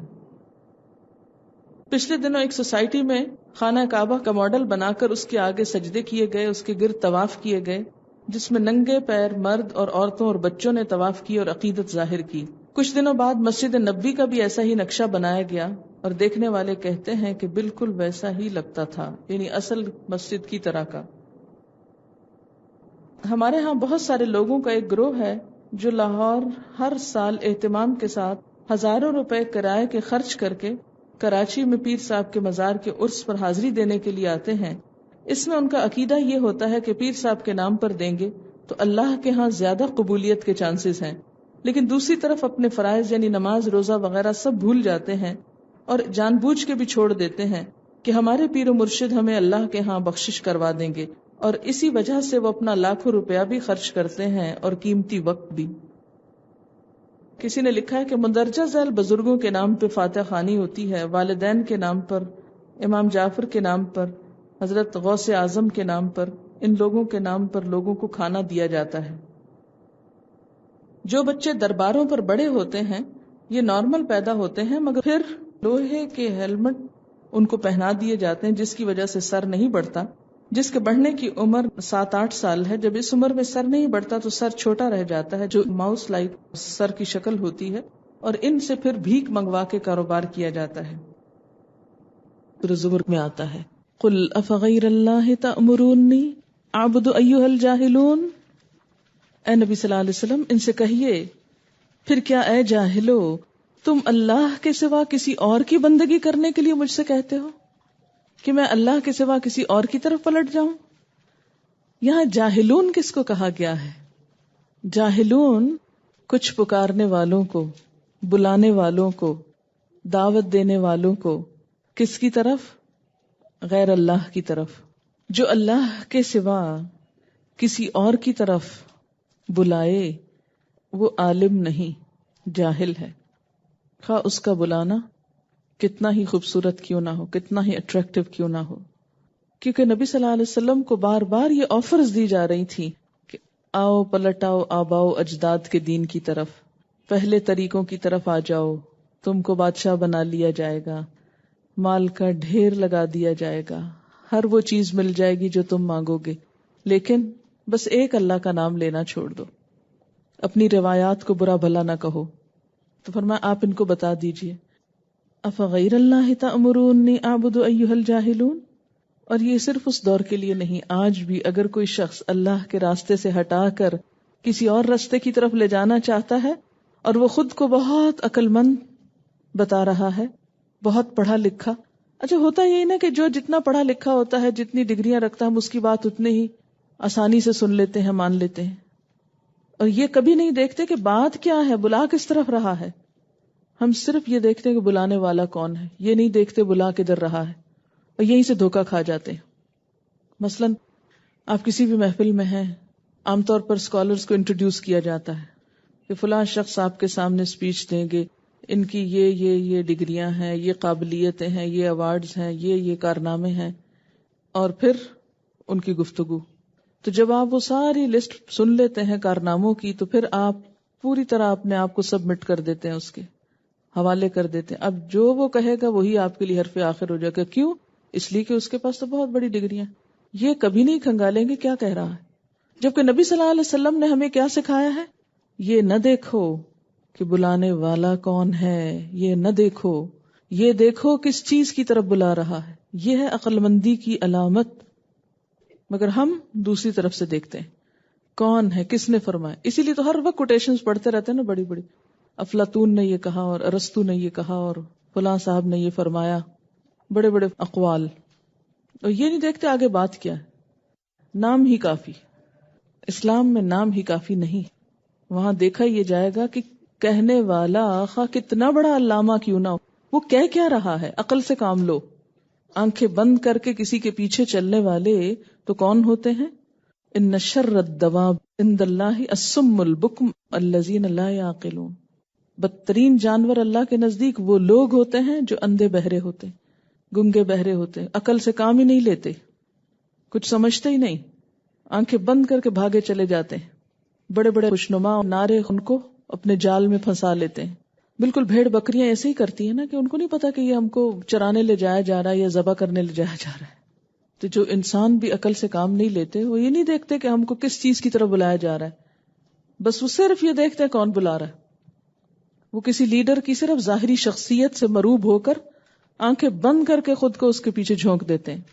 میں نے آپ کو آج تک بتایا میری پی ایچ ڈی کا ٹائٹل کیا تھا، عنوان کیا تھا، میری ریسرچ کیا تھی، اس میں کیا لکھا میں نے. کبھی آپ نے پڑھا میرا تھیسس؟ کبھی میں نے وہ تھیسس لا کے پڑھایا آپ کو؟ کبھی نہیں. اس کا تو ہارڈلی کہیں ذکر ہوا ہے. بالکل میں اپنے لیے بھی یہی بات کہوں گی کہ نہ آپ میرے بولنے پہ جائیں، نہ آپ میری شکل و صورت پہ جائیں، نہ کسی اور ڈگری پہ جائیں. آنکھیں کھول کے دیکھا کریں میں کہہ کیا رہی ہوں، کیا بول رہی ہوں. اسی میں بھلائی ہے میری بھی اور آپ کی بھی. اور سارا دن ہم کیا کھول کے بیٹھے رہتے ہیں؟ کیا کام ہوتا ہے؟ پہلے تو لفظ لفظ کا ترجمہ ہوتا ہے، پھر اس کے بعد یہ ہے کہ انہی آیتوں کو آگے پیچھے سے دیکھتے ہیں. پھر کوئی احادیث اس سے متعلق مل گئی تو ان کو ساتھ کوٹ کر لیتے ہیں. بس یہ چند جملے بیچ کے بولے جاتے ہیں وہ جو ان کو جوڑنے کے کام آتے ہیں، باقی تو ٹیکسٹ ہے اللہ کی کتاب کی، سب کچھ ریکارڈڈ ہے. گن کے دیکھ لیجئے کہ میں نے کتنی دفعہ یہ فرمایا ہو کہ میرا خیال یہ ہے، میں یہ کہتی ہوں، میری سمجھ میں یہ آتا ہے. ڈھونڈ کے دکھائیے مجھے کتنے جملے ایسے میرے سارے لیکچر میں. میں تو جب یہ آپ کو پڑھاتی ہوں تو یقین مانے کہ میرے مخاطب آپ نہیں ہوتے، میں تو آیت آیت پہ خود کو مخاطب کر رہی ہوتی ہوں، اپنے لیے لے رہی ہوتی ہوں کہ یہ میرے لیے. جتنا آپ کے لیے اتنا ہی میرے لیے ہے یہ، کیونکہ ہم سب بندے ہیں اللہ کے، اور انسان ہونے کے ناطے کسی کے نام سے کوئی نہیں بخشا جائے گا کہ فلاں کا نام کے ساتھ یہ لگا ہوا تھا اس لیے اس کو بخش دیا جائے، چاہے اس کا عمل کچھ بھی نہ ہو. تو بہرحال آپ سب کو اللہ نے عقل دی ہے، آنکھیں دی ہیں، کان دیے ہیں، زبان دی ہے.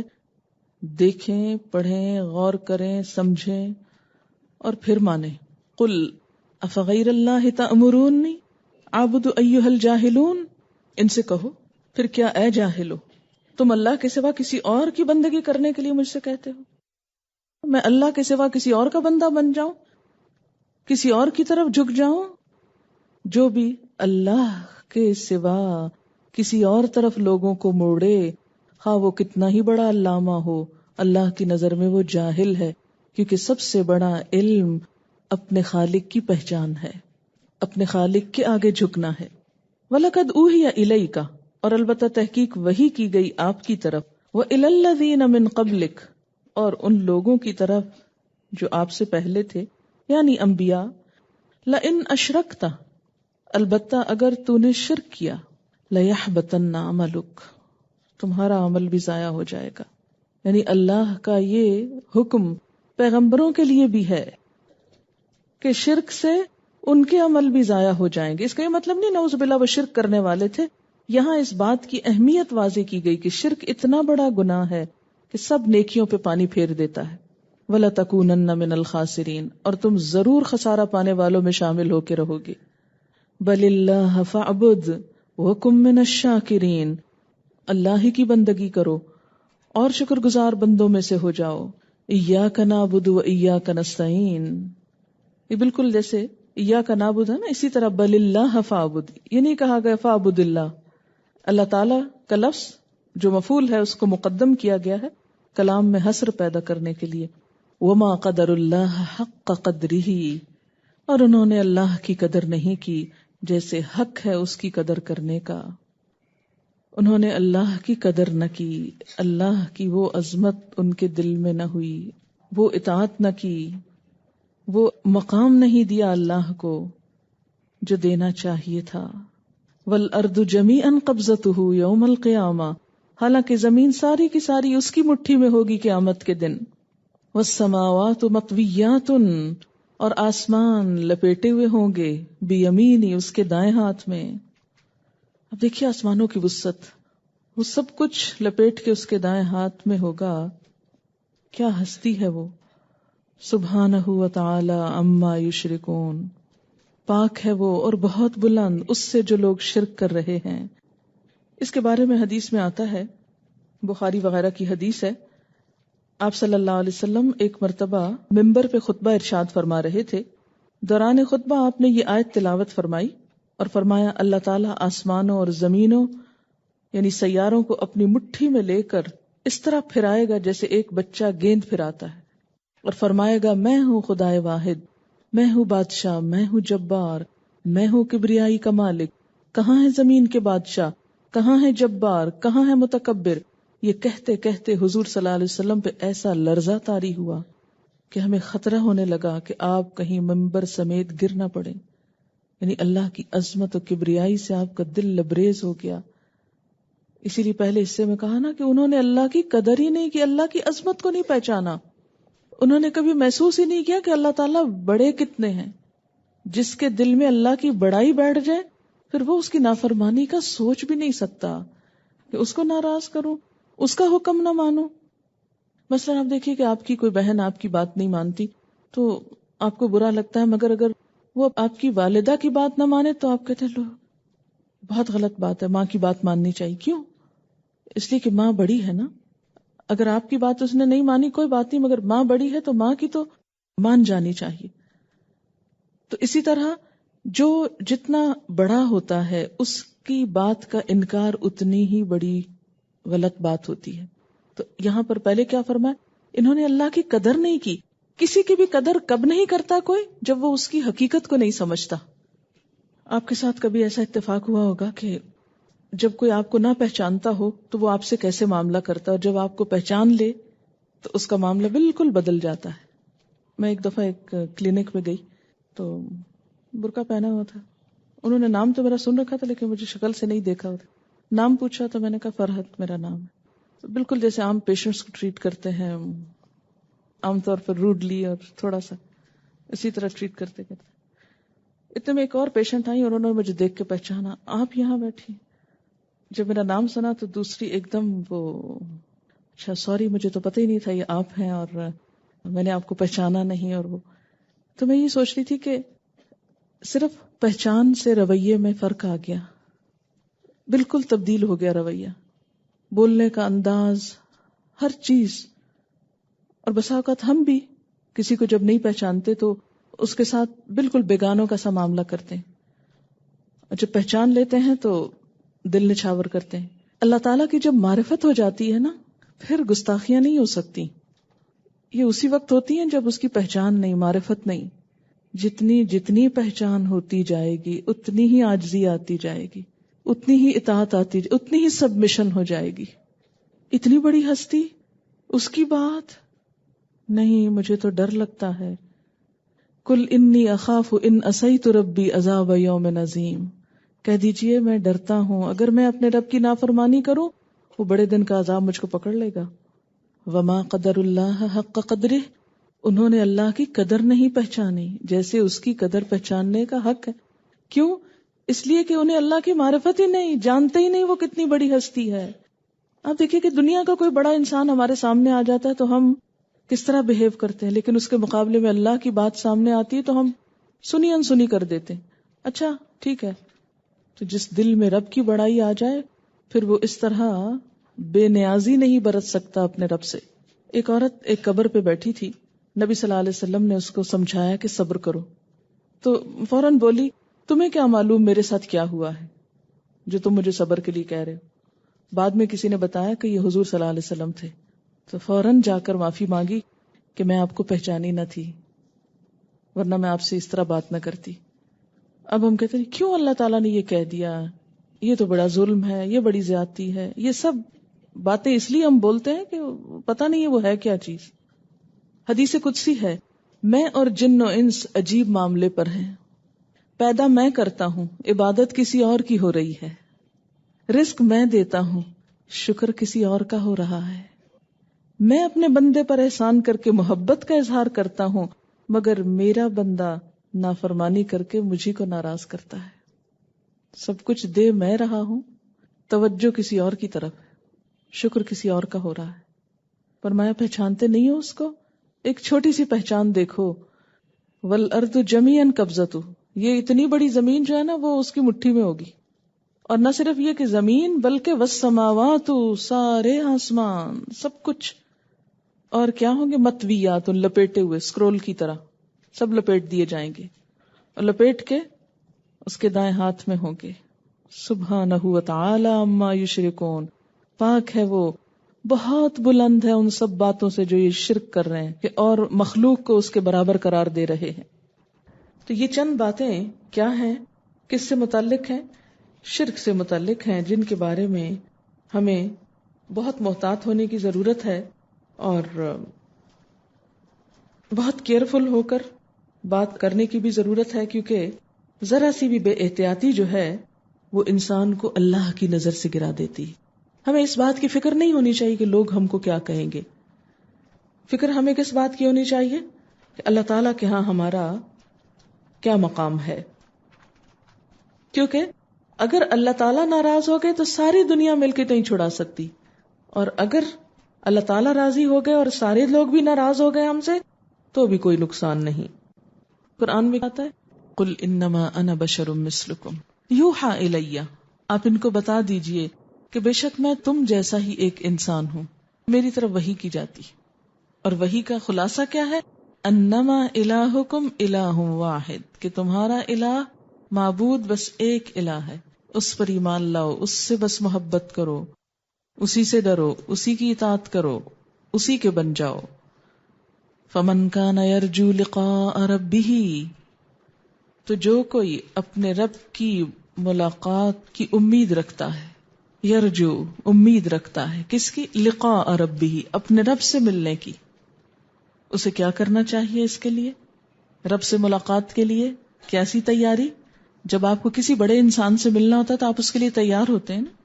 تو اللہ تعالیٰ سے جو ملاقات کرنا چاہے ان کو بھی تیاری کرنی چاہیے. کیسی تیاری؟ فَلْيَعْمَلْ عَمَلًا صَالِحًا، نیک کام کرنے چاہیے، اچھے عمل کرنے چاہیے. یہ ہے اصل تیاری، کیونکہ اللہ تمہاری شکلوں کو اور مال کو نہیں دیکھتا. دنیا میں تو تیاری کے لیے یہ دو چیز چاہیے ہوتی ہے نا. جیسے کسی کی شادی ہو تو دو چیزیں چاہیے، ایک تو یہ کہ شکل اچھی ہونی چاہیے، اگر نہیں تو اس کو شادی سے پہلے خوب ایسے انتظام کرنے چاہیے کہ اچھی ہو جائے، اور پھر مزید اچھا بننے کے لیے اچھے لباس. لیکن اللہ ظاہر کو نہیں، اندر کو دیکھتا ہے، تمہارے دلوں، نیتوں اور عمل کو دیکھتا ہے.